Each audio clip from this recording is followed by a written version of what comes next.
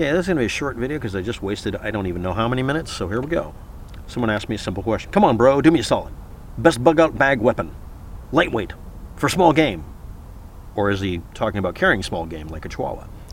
Long-term sustainment. Zombie apocalypse. Don't tell me the AR-7. Lol. AR-7 is the 22 long rifle semi-automatic survival rifle by Henry Arms. There's another one of them. There's a bunch of them. They go like $200. Here are the two survival weapons I found to actually be usable. Period, full stop. Weapons for acquiring food and defending myself. Period, full stop. In Eastern Oregon, which might just as well be the set for frickin' a lot of movies, but most specifically for Road Warrior. Anybody want to hear? All right. A slingshot and a roll of fishing line about that big with a hook on the end of it. It's all in how you pack it. The slingshot is literally just you can do it just holding the elastic bands. And you use it to throw arrows or rocks.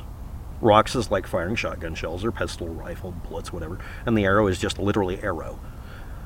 The arrow weighs a lot more than any bullet you're going to fire, and at the speed it's going, if you get a really hardcore 45 to 100 pound pull on the damn thing, which is not very difficult to do, you can absolutely drive the damn thing through steel. And you don't need more than that. You can use the fishing line for snares. You can use it for catching food out of a water source. If you are in a survival situation, if you can't find a fresh water source that's healthy enough to sustain some fish, you probably aren't going to make it because you die within 3 days without water and you die in a month without food. Food is the last thing you're worried about. It's water. Water and shelter, immediate requirements, because you can freeze to death in an hour or two. That's your answer in 2 minutes. It has nothing to do with rifles, pistols, shotguns, anything. But here we go. For $2 to $10, you can build a 22 caliber pistol, rifle, shotgun. Yes, they make them. Technically, it is a shotgun. Just have to make it conform to shotgun requirements. 26 inch long, or a 410 using half-inch pipe. The other one is done with quarter-inch pipe and a liner. The liner goes for, if you want to get a good one, is $34 or less. You can get them used, and you use half-inch and 3/4-inch pipe to make a 12 gauge. Or you can buy a real 12 gauge for $116. Or you can buy a real 410 for $90, and for $300 you can get a 410 shot pistol, which really is just a 45 long Colt or 44 long Colt pistol that can do shotgun shells. You can also get a 22 caliber real rifle for $104, $113 for a pistol. The 22 caliber variety has the least amount of variation between the types. Yes, there's a muzzleloader version for $230, and you can get the AR-7 someone asked me about, 22 long rifle, semi-automatic, repeater, which is basically a pistol with a long barrel and a buttstock, for $230. So you can literally just buy a rifle and the pistol and be better off. And you can get muzzleloader. Now, the reason muzzleloaders are brought up is really simple. You can pretty much make a pipe and stick a shotgun primer in the ass end into a $35 22 caliber rifle barrel liner and use it to propel the bullet, because it's almost the same charge as a 22 short, and it would do just as good. Therefore, you have a at that point you can just use quarter-inch pipe, stick it in there and glue it in, and make a good mechanism and actually make it work. And you can make a shotgun for like $5, and it's just a 410 shotgun. Or you can use that same pipe to fire 50 caliber out of it. You can do all sorts of things like that, crazy stuff. You could also seal the ass end of it, not make it a smooth bore, but make it rifled or not. But you could use it as, it's a $5 muzzle loader, and you can make it any size you want to, and it won't weigh that much, and it'll be pretty accurate. And you can buy, at that point, half-inch inner diameter. You have to rebore it. You can make the chamber fit a 50 caliber rifle or pistol round. It would probably be a pistol round. There's also rimmed cartridges that'll go in. You can also set it up to where you shove 2 Pyrodex pellets down, 1 dang bullet, and then put the 410 shotgun primer in the ass end, or actually it's just a shotgun primer, and fire that. That's extremely sustainable. And you could also buy 410 cartridges and 12 gauge cartridges that are full brass that are very, very reusable, and refill them the same way. And you can use Pyrex or you can use gunpowder. You can even get gunpowder plugs that are the same as the Pyrex things, only they're modern smokeless powder, which is what I'd recommend. You'd have to know how to do it. You'd have to get your, math right. But then again, you can buy a real 12 gauge for 120 or less. Same thing with a rifle and pistol. So you could buy a rifle, 22, and pistol for 100 something for pistol and rifle 22, a 12 gauge, and you can get a 410 for 90. In fact, the 410 would be most practical because you can get away with forcing it to do all sorts of things. Or you can get barrel liners and subcaliber things for the 12 gauge or the 410 to do all sorts of sizes you want to. Unlimited number of things you can do with these things. And yeah, you can convert them back and forth with the muzzleloader if you want to. But again, the answer is a little roll of fishing line for 20 bucks and a slingshot you make. TheraBand, look it up. You can use those. Look up George Spave on the Slingshot channel. Air rifles, 17 caliber, are $44, and they're $96 for air pistols. But a $5 sling bow that can do 45 pounds and throw an arrow that weighs as much as some of the pistols we're talking about here might do more. And you can use the fishing line for snares and shit.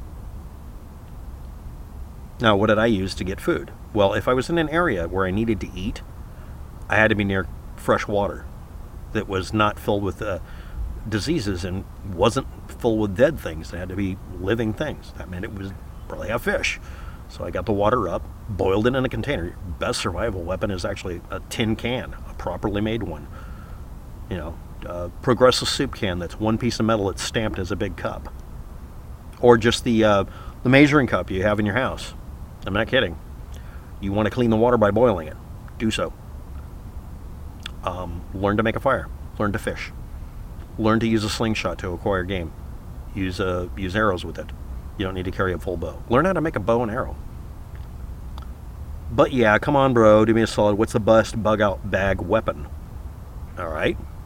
Your legs. 99% of the threats you're going to run into, and this is from actual experience. Oh, it is being able to literally outrun your opponent, evade, learn parkour. If you're not in healthy enough condition to run away from your opponent, you're going to get thinned out anyway. This is from a purely, we all thought the world was going to come to an end when I was in high school, and we're dead sure of it because of Russia. We really thought we were going to have that. And I was I helped make the plan in Eastern Oregon where I lived to evacuate if we got our 15-minute warning. Everybody had a map. Me and 5 people did the map. The map's gone now. Nobody needs it. Because there was a nerve gas dump. I mean, I really do know what I'm talking about. 90% of survival is evasion tactics. It's not about fighting, it's avoiding the fight. It's not about getting food, it's about getting water, getting warm, getting shelter. I do that literally every night during winter. It isn't having a ventilated tent. Oh, we feature ventilation. Fuck you. You go die. It's about layers.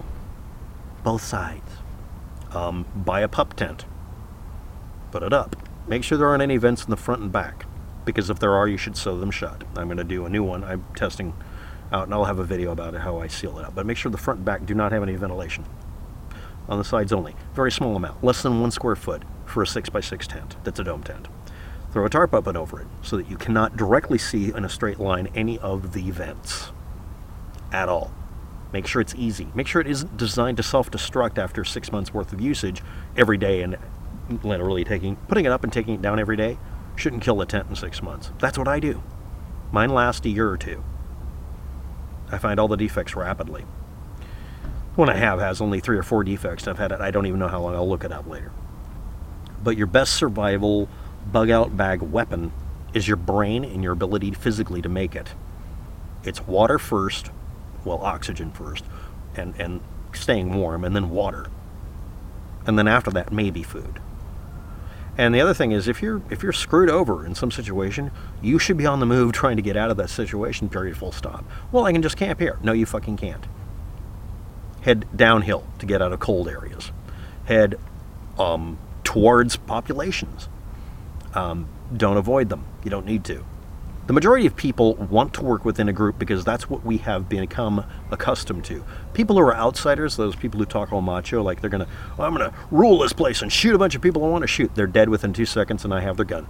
Anybody who comes at you with a weapon, get out of their way and run away. Because someone's gonna take them out. It's not that you're worried about the psychotic with a gun, who's a survivalist. You should be worried about the crossfire from 15 people trying to get rid of him because he's a threat to their children. These macho talkers you see on the internet are all going to be dead within 10 seconds because everybody in the neighborhood knows they're the town nutcase. Everybody knows that they're not a gun nut. They're an asshole who's abusive and would love to use a weapon at any opportunity. And they're the first persons to panic. Your average local neighborhood preacher is going to be out there plugging these guys because they know that they're just going to go kill people. Every cop in town that's bad, they're dead. Why? Because you're useless. I mean it. Every cop has a list in their head of every cop that they know that they're going to make sure isn't around because they're going to be worse than the criminals because they know where all the coke is. And lastly, and this is very important, every one of you idiots that talks about having a stockpile of weapons, let's just get this done. I don't have any weapons. There's a piece of pipe over there. There's a bunch of shells hidden somewhere up the street here I know about already because a bunch of people made a cache of it and told me about it. And this wall right here has embedded in it cement in a little box, like a little coffin.